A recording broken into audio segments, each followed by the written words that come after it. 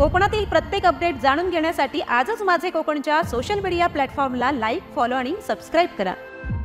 रायगड जिल्ह्यातील महाड व पोलादपूर तालुक्यामध्ये चोरीच्या घटना दिवसेंदिवस वाढत आहेत। काही ठिकाणी दिवसाढवळ्या घरफोडी होते, तर काही ठिकाणी रात्रीचा फायदा घेऊन चोरटे हात साफ करून जातात।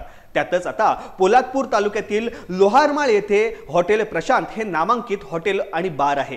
कोणत्या तरी अज्ञात चोरट्याने समोरचा शटर उघडून या हॉटेलमधील परमिट रूम मध्ये चोरी केली। लोखंडी शटर एका बाजूने उपकून चोरट्यांनी आतमध्ये प्रवेश केला। त्यानंतर बियरच्या बॉटलसह 12,945 रुपये किमतीचा मुद्देमाल चोरट्यांनी लंपास केलाय। हॉटेल मालक पवन गोपाळ दरेकर यांनी याबाबत पोलादपूर पोलीस ठाणे येथे चोरीची तक्रार दाखल केली आहे। अज्ञात चोरट्यांचा तपास पोलादपूर पोलीस घेत असून अज्ञातांविरोधात गुन्हा दाखल करण्यात आलेला आहे।